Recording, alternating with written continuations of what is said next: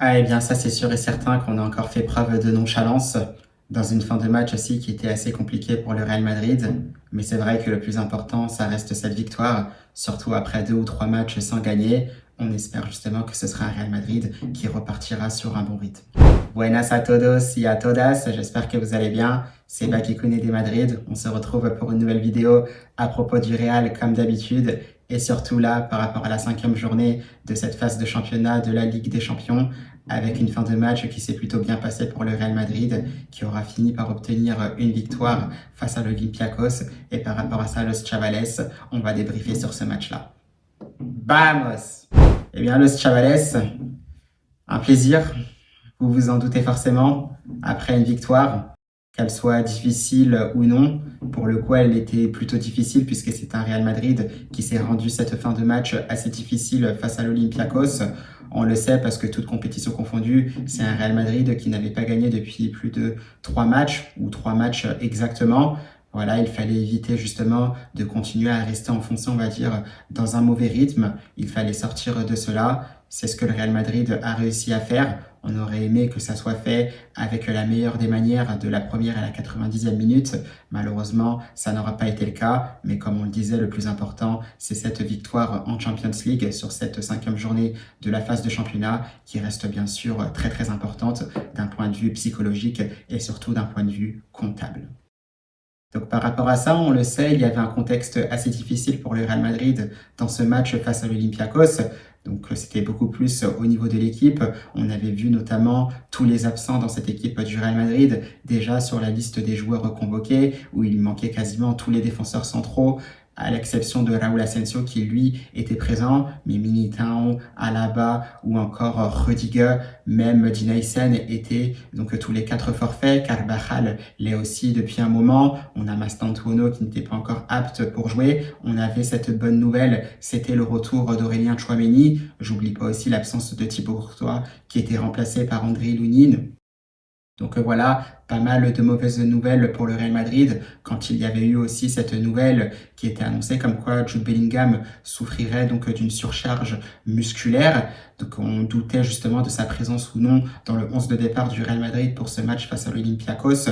Et finalement, ça s'est plutôt confirmé puisque c'est un Jude Bellingham qui a commencé sur le banc. Il est rentré justement en cours de jeu. Donc finalement, tout a l'air d'aller bien pour l'international des Three Lions et à voir s'il sera également disponible pour le match de championnat face à Girona ce week-end pour la 14e journée de la Liga.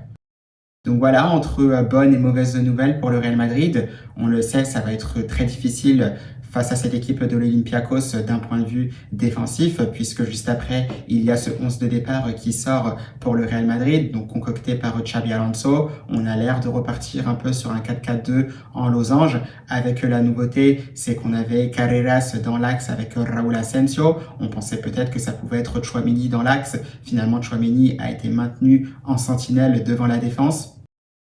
On a retrouvé donc aussi Ferland Mendy et ça aussi, ça faisait extrêmement plaisir puisque j'en avais parlé aussi, donc que ce soit en vidéo d'avant-match face à l'Olympiakos ou je crois même aussi en débrief d'après-match face à Elche. Donc un Ferland Mendy qui n'avait plus joué donc depuis le mois de mai, il me semble, c'était en finale de la Copa del Rey 2025 face au FC Barcelone. Un Ferland Mendy qui avait rechuté donc sur une nouvelle blessure. Et là, ça faisait plaisir de le revoir parce que moi, je le disais, on sait ce que Ferland Mendy est capable d'apporter en tant que latéral gauche. On l'a vu à plusieurs reprises, notamment lorsque le Real Madrid tournait bien. On l'avait vu notamment avec une Liga remportée lors de la saison 2019-2020. On l'a vu également lorsque le Real Madrid remporte la Liga, la Supercopa de España et la Champions League lors de la saison 2021-2022. Pareil aussi lors de la saison 2023-2024. Donc on sait, pour moi, Ferland Mendy, même s'il était en difficulté ces derniers temps, ça reste quand même une valeur sûre lorsqu'il est latéral gauche. Il apporte pas mal de belles choses. On l'a vu, solide défensivement. Pareil aussi, il était plutôt à l'aise quand il s'agissait de porter le ballon pour ressortir les ballons de derrière. Donc ça reste intéressant. Et comme je le disais, ça peut être une concurrence saine aussi avec Álvaro Carreras parce que Carreras aussi est bon. Je pense que les deux peuvent se pousser, peuvent se battre tous les deux pour cette place de titulaire et ça ne fera qu'augmenter le niveau du Real Madrid d'un point de vue défensif sur ce côté gauche. Donc très content de revoir Ferland Mendy en tant que latéral gauche justement titulaire. Alors bien sûr, il y a eu également aussi la présence de Trent Alexander-Arnold qui continue justement de monter en puissance. Ça fait plaisir de revoir l'international des Three Lions enchaîner, même si ça fait que 2 matchs en tant que titulaire, à voir par la suite. On le disait, Tchouaméni en sentinelle devant la défense, ça ne bouge pas. Federico Valverde avec le brassard de capitaine, accompagné d'Eduardo Camavinga. Güler un peu plus haut en numéro 10, Mbappé et Vinicius Junior devant dans l'axe. Donc voilà, ça semble être une très belle composition d'équipe pour ce Real Madrid. Et malgré ça, voilà, on a l'air aussi de retomber dans nos travers. On sent que c'était une équipe du Real Madrid en plein doute. Pas mal d'espace pour les joueurs de l'Olympiakos. On avait du mal à en resserrer. Beaucoup de retard justement pour être proche du porteur de balle. Et on avait été prévenu une première fois déjà, c'était par l'intermédiaire de Chiquinho. Une frappe qui passe juste à côté et justement le premier but de ce match qui viendra très très rapidement. Et c'est ce qu'on disait aussi, c'est ce qu'on aimerait voir par rapport à cette équipe du Real Madrid, parce que cette action qu'a mise en place cette équipe de l'Olympiakos est tout simplement magnifique, une récupération assez haute et puis justement des échanges de passes courtes, des 1-2-3, on l'a clairement vu, un jeu en triangle avec Podence, avec El Khabi, plus cette finition à une touche de balle avec une frappe pleine de spontanéité de la part de Chiquinho qui laissera aucune chance au pauvre Lunin qui aura réalisé aussi un très bon match.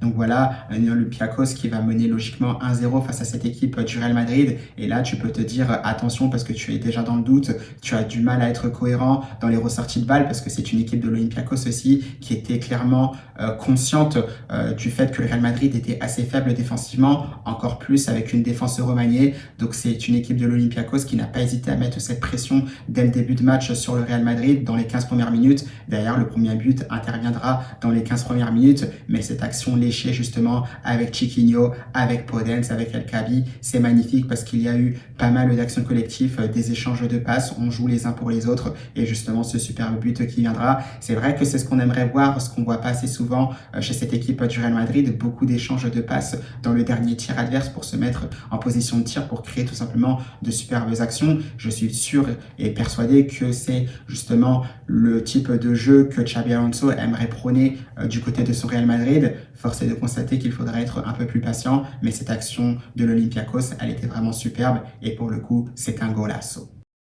Donc petit à petit, finalement, tu sens que c'est un Real Madrid qui recommence à mettre le pied sur le ballon. On a clairement identifié cette équipe du Real, ça on le savait, notamment dès lors que Xabi Alonso avait repris cette équipe. On l'a vu notamment sur quelques matchs lors de la Coupe du Monde des clubs déjà, et ça s'est enchaîné avec le début de cette saison, que ce soit en Liga ou déjà en Champions League. Ce Real Madrid-là, de par les profils qu'elle a, que ce soit au milieu de terrain ou même en attaque, c'est vrai que généralement dans des transitions rapides, dans des contre-attaques, ils vont être redoutables. Ça, on le savait déjà face à cette équipe de l'Olympiakos qui a été identifiée par sa défense centrale qui pouvait être lente. Une équipe de l'Olympiakos aussi qui laissait pas mal d'espace. On l'avait vu notamment lors de précédents matchs de Champions League et ça n'aura pas pardonné avec Mbappé et Vinicius Junior qui auront pu s'engouffrer dans des espaces. Mais surtout, cette merveille de passe de Vinicius Junior, ça m'a rappelé la passe qu'il avait faite lors de la saison 2023-2024 pour Jude Bellingham. C'était un match que le Real Madrid avait remporté 4-0 face à Girona en Liga, un Real Madrid qui avait fini d'ailleurs champion d'Espagne cette saison-là. Donc ça m'a rappelé cette passe-là, ce superbe extérieur dans la course de Kylian Mbappé. Ça, on le sait, Vinicius Junior, d'une part, il a la qualité pour faire ce genre de passe. Deuxièmement, on sait que Kylian Mbappé, sur des appels en profondeur, il peut faire la différence, sachant qu'il va très très vite. Et surtout, ça montre que dès lors que Kylian Mbappé prend cette profondeur, tout en sachant qu'il en est capable, eh bien voilà ce que ça donne. Ça donne des appels aussi finalement de numéro 9, capable de se retrouver donc sur orbite, en face à face avec le gardien et de finir d'une manière chirurgicale comme lui sait le faire. C'est un Real Madrid qui reviendra très très vite dans ce match, un partout. Derrière, voilà, on commence à avoir une pression haute de cette équipe du Real Madrid. On joue dans le camp de l'Olympiakos, ces combinaisons, ces appels justement dans le dos de la défense d'un milieu de terrain. Pour le coup, c'était Arda Güler sur le côté droit, ce centre dans la surface de réparation. Et là, encore une fois, c'est intéressant parce qu'on le disait qu'à Kylian Mbappé, il fallait qu'il soit présent dans la surface de réparation, qu'on avait besoin d'un numéro 9 sur certaines actions, sur certaines certaines phases de jeu, je pense que c'est le cas. Et quand il y a du monde justement dans la surface de réparation adverse, voilà ce que ça peut donner. Pour le coup, c'est un Kylian Mbappé qui arrive à prendre la position préférentielle face aux défenseurs de l'Olympiakos, même s'il a l'air d'attaquer la zone au premier poteau dans un premier temps, avant justement de rester pour être au point de pénalty et piquer sa tête, donc tout simplement la décroiser avant que ça fasse 2-1. Ce sont des actions magnifiques d'une part, mais ça montre surtout quand il y a du monde, quand il y a entre guillemets un numéro 9, un attaquant, des attaquants présents dans la surface de réparation, et bien voilà, ça peut donner justement des actions qui se concrétisent pour le Real Madrid, là où ce n'était pas le cas sur certains matchs, parce qu'on reprochait trop souvent le manque d'attaquants dans la surface de réparation adverse dès lors que le Real Madrid attaquait. Donc ça, c'était simplement sur le match face à l'Olympiakos. On aimerait que ça soit récidivé, que ça soit réciproque pour les matchs suivants du Real Madrid, mais ça, je pense que c'est déjà un très bon point positif. Et derrière, c'est un Kylian Mbappé qui ne va pas s'arrêter là, puisqu'on continue. C'est un Real Madrid qui aura repris l'avantage, qui a mis clairement un coup sur la tête des joueurs de l'Olympiakos. Ça va s'enchaîner avec toujours cette équipe de l'Olympiakos qui laisse des espaces incroyable dans le dos de sa défense, avec des défenseurs, comme on le disait, qui étaient assez lents. Kamavinga le sait, puisqu'on a vu pas mal de gelons d'ailleurs dans le dos de la défense. Eh bien, il y en a un qui va passer à la limite du hors-jeu. Kylian Mbappé est servi, voilà, avec beaucoup de sang-froid. Il terminera cette action, triplé pour le joueur français du Real Madrid, qui permet au Real Madrid aussi de rentrer assez tranquillement à la mi-temps avec 2 buts d'avance, même s'il y a aussi cette superbe action entre Vinicius Junior et Kylian Mbappé qui sera soldée par une action, par un but tout simplement de Vini, une frappe enroulée, donc petit filet opposé, mais pour une légère position de hors-jeu, ce sera annulé. Donc on le sent que c'est un Real Madrid aussi qui, dès lors, prend confiance, peut être vraiment redoutable avec tous ces joueurs de talent, que ça parte de Lunin en passant par Trent, par Kamavinga, Tchouaméni, Valverde, jusqu'à Mbappé et Vini en passant par Güler. Voilà, on le sait, ces joueurs sont remplis de talent, ils sont capables de faire cette différence. Maintenant, on le sait, attention, sans manquer de respect à l'Olympiakos, c'était que l'Olympiakos, on attend du Real Madrid que ça soit fait face à des adversaires beaucoup plus forts, donc j'attends de voir ce qu'il se passera par la suite. À côté de ça, on le sait, il y avait toujours ces problèmes défensifs. Un Real Madrid toujours trop loin du porteur de balle. Ça, on leur a payé cash puisque c'est un Olympiakos qui aura réduit quand même le score à 2 reprises, qui aura mis le Real Madrid sous pression. Et derrière, moi, ce qui me choque, et quand on parle justement d'aspect défensif, là où il faudrait être plus solide en passant par l'aspect mental, c'est tu prends le but du 4-3, tu sais que l'Olympiakos va mettre la pression et là, psychologiquement, tout de suite, tu te mets quasiment en position de victime, tu te mets clairement en position de celui qui va subir, parce que dès le coup d'envoi, au lieu d'essayer d'aller jouer tout de suite vers l'avant dans le camp de l'Olympiakos pour les empêcher justement d'avoir d'autres offensifs, eh ben non, tu recules directement, tu subis directement le pressing mené par El Kaabi, et derrière il s'en est fallu de peu parce que c'était un Lunin qui arrive à mettre le ballon en touche in extremis, parce que le pressing justement d'El Kaabi était très efficace. Mais ça, là-dessus, quand on parlait d'aspect défensif, le Real Madrid doit progresser dans cet aspect-là, parce que quand tu mènes 4-3, voilà, il faut gérer de meilleure manière ce match-là. Ça s'est vu sur l'ensemble de cette fin de match, puisque c'est un Real Madrid qui avait du mal à gérer le tempo également. Voilà, alterner les temps forts et les temps faibles. Peut-être qu'il fallait garder un peu plus le ballon, surtout quand tu n'es pas forcément en confiance et que tu es en train de repasser un Real Madrid qui gagne, du moins qui gagne un match. Il fallait faire peut-être beaucoup mieux. Et sur ce cas-là, je pense que le Real Madrid a quand même mal géré, mais il faudra progresser, il faudra corriger, il faudra analyser ce type d'erreur pour que ça se reproduise le moins souvent possible. Donc voilà pour ce match entre l'Olympiakos et le Real Madrid, où c'était quand même assez intéressant. On mentionne quand même le quadruplé de Kylian Mbappé, puisqu'il aura marqué une fois que l'Olympiakos aurait mis le but, il me semble, du 3-2. C'est un Kylian Mbappé qui enchaîne, bien évidemment. On le sait, c'est son premier quadruplé de sa carrière. Aussi, il est à 9 buts en 5 matchs de Champions League, donc des stats assez exceptionnelles. Comme on le disait, et je pense qu'on va souvent le répéter, on attend maintenant qu'il marque des buts décisifs qui emmèneront le Real Madrid vers un titre en Champions League, qui emmèneront aussi Kylian Mbappé vers son premier titre en Champions League. À voir ce qu'il se passera, c'est déjà bien de marquer, je pense que ça le remet en confiance. Ça contraste aussi avec le fait que le Real Madrid gagne quand Kylian Mbappé marque, parce que quand il ne marque pas, c'est un peu plus difficile. Et dans ces cas-là, c'est un Real Madrid, je pense qu'on s'en rend compte, qui doit faire preuve aussi de beaucoup plus d'efficacité collective pour que tous les autres joueurs marquent davantage, parce que si on compte uniquement sur Kylian Mbappé, ça peut être effectivement difficile, même si on sent qu'il commence à y avoir de plus en plus de dépendance envers les buts du joueur français.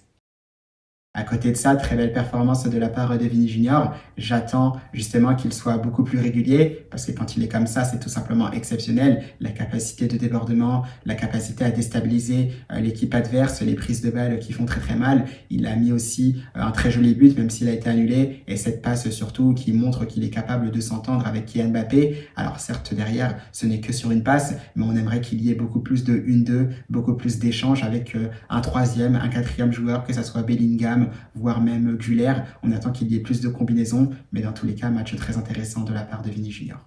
Derrière ça, tu as aussi un bon match de la part d'Andriy Lounine.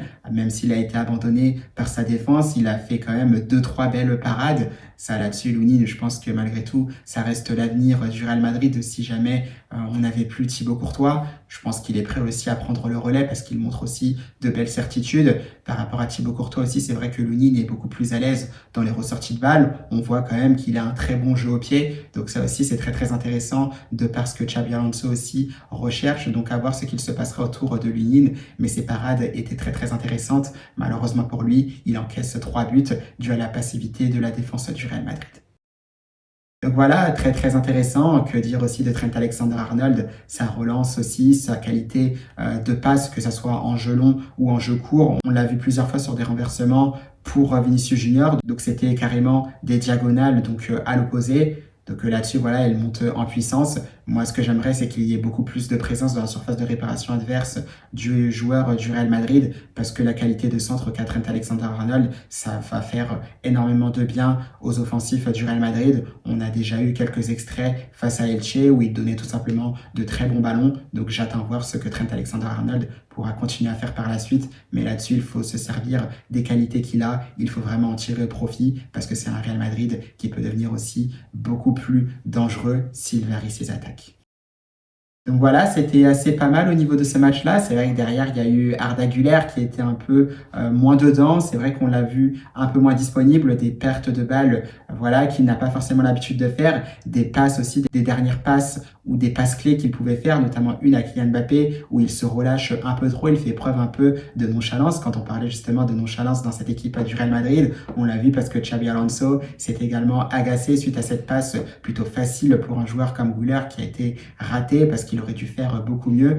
Donc voilà, je suis un peu déçu quand même de la part de la prestation du jeune Turc et j'espère qu'il saura faire mieux parce que sur le dernier match aussi face à Elche, c'était pas fameux non plus, on l'a senti un peu moins dedans, même s'il y a eu cette trêve internationale qui peut fatiguer les joueurs, c'est vrai, et j'attends quand même beaucoup mieux de la part d'Arda Güler.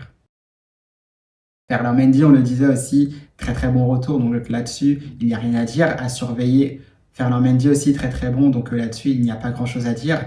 À surveiller aussi puisqu'il y avait les sorties de Raúl Asensio et de Camavinga dès le début, notamment de la deuxième mi-temps pour Cama, remplacé par Dani Ceballos, donc à surveiller, mais dans l'ensemble assez satisfait par la performance du Real Madrid.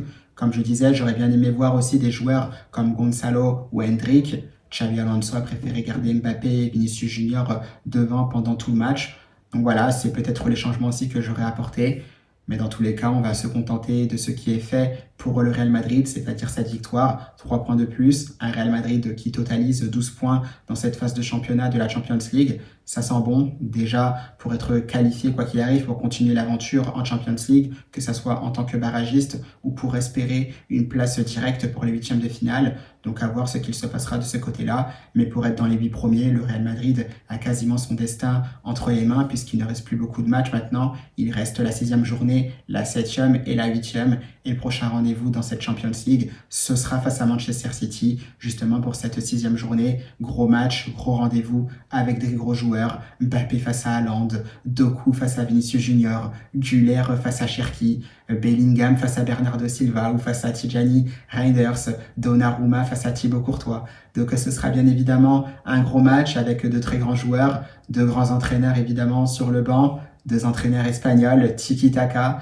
Donc je pense que ça va être aussi un gros match entre le Real Madrid et Manchester City. Donc hâte d'être à ce rendez-vous. Pour rappel, ce sera le 10 décembre. Avant cela, bien évidemment, pour le Real Madrid, nous on se retrouvera pour une autre vidéo d'avant-match. Cette fois-ci, ce sera pour la 14e journée de la Liga. Le Real Madrid qui ira encore dans un autre stade, ce sera face à Girona. Donc on suivra ce match bien évidemment de très près. On se projettera là-dessus parce que c'est un Real Madrid qui reste encore leader de la Liga malgré la pression du Barça. Donc à voir ce qu'il se passera de ce côté-là. Bien évidemment, après, il y aura le match face au Celta Vigo aussi, le week-end d'après en Liga. Juste avant aussi, ce sera le mercredi 3 décembre, le déplacement du côté de San Mamés face à Bilbao. Donc gros programme pour le Real Madrid avant d'affronter Manchester City en Champions League. Donc voilà, le Chavales, ce sera à peu près tout pour cette vidéo concernant le Real Madrid. On reste quand même assez satisfait, même si c'est vrai qu'il y a encore pas mal de travail. Il ne faut pas s'enflammer parce que c'est un Real Madrid qui aura montré beaucoup de faiblesses face à un adversaire qui était largement à sa portée. On sait que face à de plus grosses équipes, ça peut être plus compliqué. Donc par rapport à ça, il faut vraiment rester concentré pour avoir des résultats positifs. Donc voilà le Chavales, fin de cette vidéo. N'hésitez pas à me dire ce que vous avez pensé de ce match entre le Real Madrid et l'Olympiakos. Parlez aussi de vos tops et de vos flops, pourquoi pas. Je suis à l'écoute. Dans tous les cas, j'espère que vous aurez apprécié ce match entre le Real Madrid et l'Olympiakos en Champions League, que vous aurez apprécié le quadruplé de Kylian Mbappé. Et moi, ce que je vous souhaite, Los Chavales, c'est bien évidemment une belle fin de semaine et surtout à la Madrid.